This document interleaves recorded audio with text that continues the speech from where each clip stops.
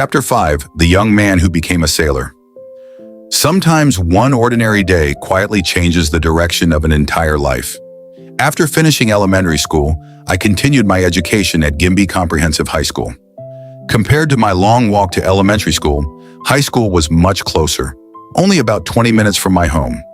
At that time, I never imagined that one ordinary afternoon would completely change the direction of my life. Like many afternoons, I was playing soccer with my friends on the dusty field beside the school. There was no green grass, only dry ground, dust, and the joy of the game. While we were training, two men wearing bright white Navy uniforms walked toward the school notice board. None of us had ever seen the Navy before. We stopped playing immediately. Everyone became curious. The white uniforms caught our attention. Without thinking, we all ran toward them. Soon, a long line of students formed. The recruiters announced that anyone interested could register for the entrance examination. The exam would take place the next day at noon. At that time, Gimby Comprehensive High School offered 3 fields of study: commerce, science, and social science. I had chosen the science program, where I studied mathematics, physics, chemistry, biology, and English. The entrance examination included mathematics, physics, and English. By God's grace, I passed. Out of hundreds of students, only 4 from Gimby were selected. One of those 4 was one of my closest friends. We had grown up together, played soccer together, and now together, we were beginning a completely different journey. After our medical examinations, we traveled to Addis Ababa. When we arrived at Navy headquarters, a master warrant officer came to inspect the new recruits. He looked at me, smiled, and asked the recruiting officer, "Why did you bring this tiny, short boy?" The Navy had height and weight requirements, and I was smaller than many of the other recruits. For a moment, my heart sank. I thought my journey had already ended before it even began. Then the recruiting officer answered, "He will become a communications specialist." The moment I heard the word communications, I became excited. I quickly answered, "Yes, sir, I am communications." The truth is, I had absolutely no idea what communications meant. I had never even heard the word before. But at that moment, all I knew was that I could stay. Sometimes God opens a door before we understand where it will lead. I never told my aunt I was leaving. If she had known, she would never have allowed me to go. So I left quietly. No luggage, no suitcase, no extra clothes, no money, no farewell. As I walked away, I looked back one last time.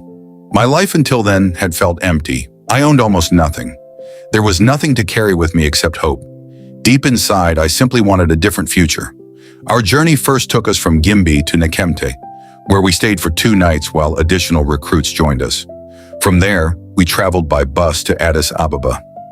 After about 2 weeks at Navy headquarters, nearly 100 recruits from across Ethiopia boarded buses together for the long journey to Asab. Finally, we boarded a Navy warship that carried us across the Red Sea to Massawa. The voyage lasted about 24 hours. I will never forget the first time I saw the sea. Standing there, I looked across the water. There seemed to be no end. I had grown up surrounded by mountains, rivers, and farmland. Now before me stretched an endless horizon. I was both amazed and afraid. I had never imagined that water could continue farther than the eye could see. Soon afterward, I wore a Navy uniform for the first time. The white uniform carried its own discipline. It represented responsibility, honor, service. Even today, whenever I see a Navy uniform, something inside me still responds. It is not just a memory, it still lives in my heart. As recruits, we also wore khaki uniforms and dark navy jackets with matching hats. Each uniform had its own purpose. Each one reminded us that our lives were changing. Training in Asmara was unlike anything I had ever experienced. It challenged me physically, mentally, academically. Every day combined military discipline with classroom learning. We studied mathematics, physics, English, logistics, supply management, firefighting, damage control, first aid, and many specialized naval subjects. Our instructors came from the Navy Academy and Asmara University. Learning never stopped. Our day usually began around 5 o'clock in the morning. Within only a few minutes, every recruit had to make the bed perfectly, dress in uniform, and report for inspection. Nothing escaped attention.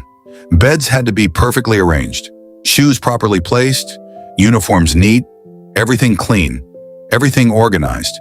At first it felt difficult. Later it became part of who I was. One Navy word stayed with me for the rest of my life. Shipshape. Shipshape meant everything should be clean, neat, professional. Not only the ship, but your uniform, your shoes, your appearance, your surroundings, and even your attitude. Those lessons never left me. I still carry them today. The Navy also introduced me to a completely different world. For the first time, I regularly ate pasta, spaghetti, soup, rice, cheese, fish, shark meat, fresh bread, and many foods I had never experienced before. Growing up, I had mostly known injera. Everything felt new. The friendships I built during training became some of the strongest of my life.